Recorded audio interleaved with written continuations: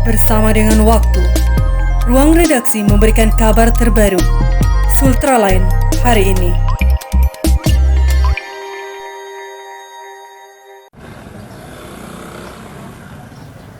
Komisi 2 DPRD Kota Kendari melaksanakan kunjungan lapangan di Pasar Basa Mandunga, Kota Kendari untuk menindaklanjuti surat aduan dari Kerukunan Pedagang Pasar Basa Mandunga yang mengeluhkan buruknya manajemen pengelolaan Pasar Mandunga. Dalam hal ini PT Kurnia Sulawesi Karyatama, Selasa 22 September 2020. Sebelum berlanjut, jangan lupa subscribe channel Sultraline, nyalakan loncengnya agar Anda yang pertama mendapatkan informasi terbaru dari ruang redaksi kami. Dalam kunjungan ini, Komisi 2 DPRD Kota Kendari dipimpin langsung oleh Ketua Komisi 2 DPRD Kota Kendari, Andi Silolipo, dan didampingi oleh Wakil Ketua Komisi 2 DPRD Kota Kendari, Sahabudin, serta anggota Komisi 2 DPRD Kota Kendari, yakni Fadli Bafadal Jabal Al-Jufri. Selain itu, turut hadir dalam kunjungan ini Sekretaris Bapenda Kota Kendari, Firmansyah, Dirut PD Pasar Kendari, Asnar, dan perwakilan dari pedagang Pasar Basa Mandunga.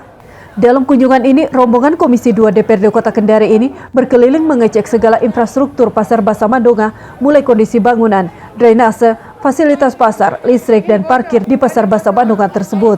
Ketua Komisi 2 DPRD Kota Kendari, Andi Silolipo, dalam wawancara dengan awak media usai melaksanakan kunjungan tersebut menyatakan ada beberapa hal yang akan ditindaklanjuti oleh Komisi 2 DPRD Kota Kendari, mulai soal buruknya sistem manajemen antara pengelola dengan pedagang, buruknya fasilitas pasar, mahalnya biaya retribusi kebersihan, mahalnya biaya listrik, dan terakhir soal pengelolaan parkir yang diduga melanggar MOU.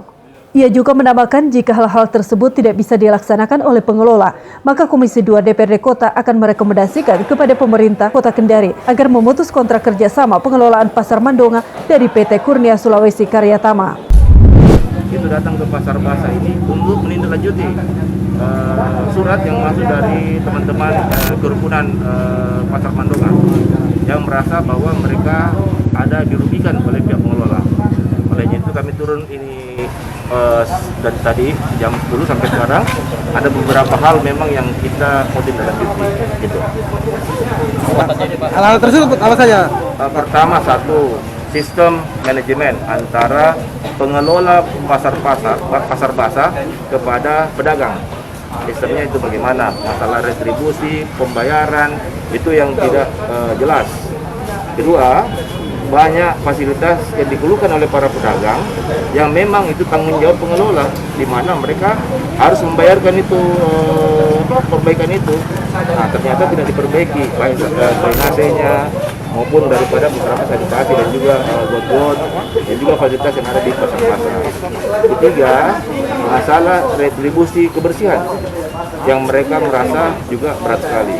Keempat, masalah listrik, bayar listrik yang itu juga menjadi beban daripada para pedagang.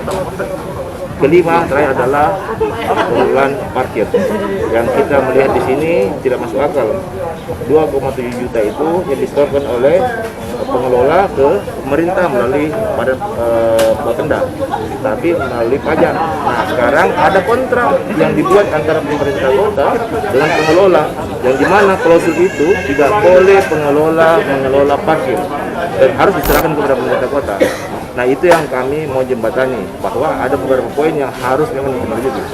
Kalau memang tidak bisa dilakukan satu ini, maka kami dari DPR meminta kepada pemerintah kota untuk memutuskan kontraknya. Kalau memang ini sudah tidak ada kenyamanan antara pedagang dengan pengelola. Ketua Komisi 2 DPRD Kota ini mewanti-wanti semua pihak agar jangan main-main terkait soal permasalahan dengan pengelolaan di Pasar Basa. Apalagi Komisi 2 DPRD Kota Kendari menemukan ada dugaan kontrak di atas kontrak terkait pengelolaan pasar. Adanya pengelolaan listrik yang diduga ilegal, termasuk adanya pembangunan kios di area parkir. Ia kembali menegaskan Komisi 2 DPRD Kota akan terus mengawal masalah ini. Dan jika 3 kali pengelola kami panggil tidak ada itikat baik, maka DPRD Kota Kendari akan merekomendasikan kepada pemerintah Kota Kendari guna memutus MOU PT Kurnia Sulawesi Karyatama. Itu harus ini tidak boleh main-main karena ini sumber PAD. Kalau sumber PAD itu tidak boleh dimain-main nih Pak. Pasti kan ketahuan.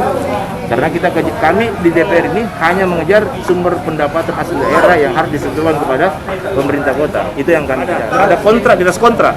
Nah, itu yang jadi persoalan buat kita.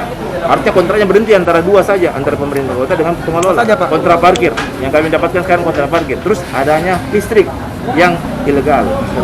Ilegalnya adalah dicantol di pasar basah, tapi diperuntukannya untuk pasar korem. Nah, itu. Selain itu Pak, ada tambahan bangunan tadi Pak yang dibangun oleh Ya itu juga. itu melanggar juga ya? Itu melanggar juga karena di dalam satu setplannya, di dalam satu gambaran itu bukan area kios ataupun tempat parkir yang tertutup, tapi parkir yang bebas. Gitu. Ada kemungkinan DPR Kemungkinannya saya belum tahu, tapi tergantung daripada hasil dari rapat kami dan teman-teman. Kalau bentuk pansus kan yang jelas hak kami akan kami gunakan di DPR, yaitu apakah akan dipansuskan ataupun nanti kita RDP, itu kan tadi dulu sepakati di Komisi 2 dan diajukan kepada pimpinan. Itu ya, Pak? 3 kali kami panggil dan tidak ada etikat baik, maka kami merekomendasikan kepada pemerintah kota untuk memutuskan, karena sudah 16 tahun ini teman-teman pedagang sudah merasakan bagaimana penderitaan, tidak ada haknya mereka didengar oleh pengelola. Dari Kompleks Blok MBD Kendari, jurnalis Ultraline Ismar Indasya mengabarkan untuk Anda.